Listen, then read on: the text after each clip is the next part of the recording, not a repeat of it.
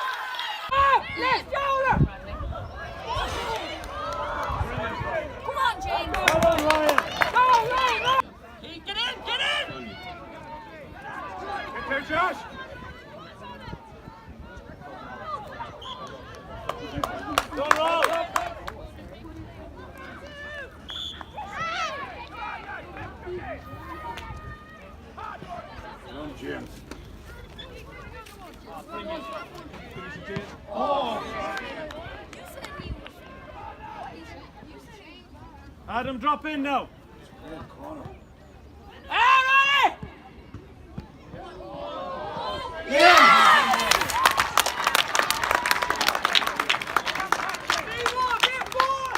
Still alive, Tab, it's still alive. Drill it. Come on, Rob, pull the trigger. Shoot! Shoot! Rob, get tight, Rob, get tight! Oh! Mikey, Mikey! Go on, Jim! Oh! Get your goal, get your goal. Oh, brilliant, boys. Well done, lads. Well done, Mervue.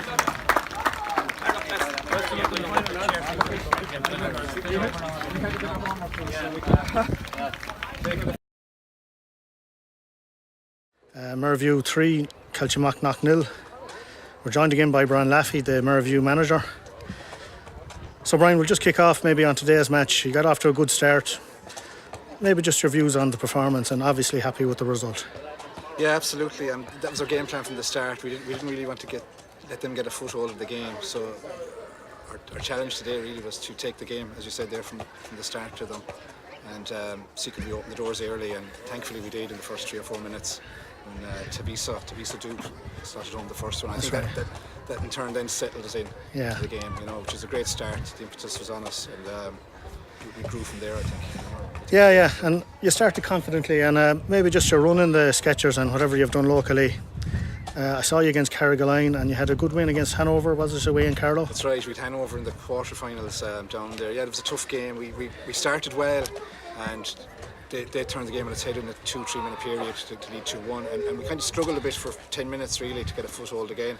But I think once we got the equaliser, we were back on top, and we actually scored the last kick of the game down there to get us over the line with that one. So drama in the quarter-final. Drama in the quarter-final. Drama throughout, I think, yeah, absolutely. Yeah. But, they're a great bunch of lads. I mean, we have a group of 18, and they rarely, if ever, miss a session. Yeah. You can see the progression even since today against Carrigaline. I mean, I think you were a bit more composed and Yeah, I think a lot of factors today, even in terms of the weather, you know, it was a great day for a game. Nicer today. day. The pitch was immaculate, and it suited us, you know, it really did. And the lads grew as the game went on, I feel. I won't ask you, are you looking forward to the final? But Of course, it's going to be great. I mean, you know, it's going to be another great day out for the club. Experience. They've had many finals over the years, but a national these guys final. we go, and if we can perform, Yeah. we see what that brings. Well, look, the best of luck in the final. Should be a good one. You have a good team there, and we'll see you then. Thanks, million. Joined by Andrew O'Flaherty, the Kiltimagh Knock under 13 manager. Andrew, a reversal there against Mervue. Maybe got off to a slow start. But just your views on the game. I mean, the corners hurt you bad. But yeah, a couple of set pieces that we defended poorly, and they were stronger. They were just basically hungrier for the ball on the day. Some of our guys had illness during the week, and we weren't up to our normal scratch today. It's unfortunate that a big day like this that we can't get out 100%, but that's sport for you. that's football, yeah. Yeah, Mervue, very strong side, very good lads, and very well coached. You can see that the drills, the passing, the techniques are all there, and our guys they just didn't fire today properly, and as a result we got picked off at important times. But nevertheless, you've had a tremendous season in the SFAI Skechers Cup. Cardiff in the last round. That's right. Big team. We had a couple of home draws and huge support at CMS Park in Knock.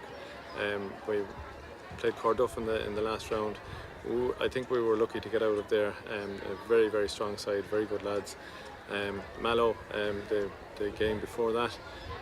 Again, we had a battle. It was some of the best underage football that you could hope to see, and it's a credit to all the guys that were involved. Maybe just to mention, in the last round against Cardiff, it was on a sad weekend for the club, I believe. Yes, John Conlon. John Conlon, one of our stalwarts. Clubmen. It was a terrible shock, and credit to the whole community the way they rallied round, and the family actually they attended the game the following day and supported us. So the result that day was probably secondary. It was probably our final that day. Yeah, it was. It's a funny thing. Life goes on and football goes on, and I think the club marked. I saw tributes online, and you marked. Yeah. In fairness, when you have somebody that gives his life to a club like that, it's only fitting that the club can respond and show a bit of respect afterwards. Yeah. The crowds that come out to the funeral were just phenomenal, and I'm sure the club will mark him again in some other way. Yeah. Well, football matters, and people like him matter. Absolutely. I've seen him refereeing, linesman, coach, general heckler of referees, etc. Yeah. All good humoured, but there wasn't a thing he didn't do around the club, and I'm sure a lot of clubs all over the country are the same way. But when you lose someone like that, it's a terrible toll on the club. Well, look, despite losing today, there was still a lot of good play and good players, and those players have a good future ahead, and the club has a good future. And the best of luck, and maybe we'll see you next year in some later stage of the cups. Hopefully, we're not done yet. No, Thanks well very done. much. Okay, well done. Best of luck. Cheers, thanks.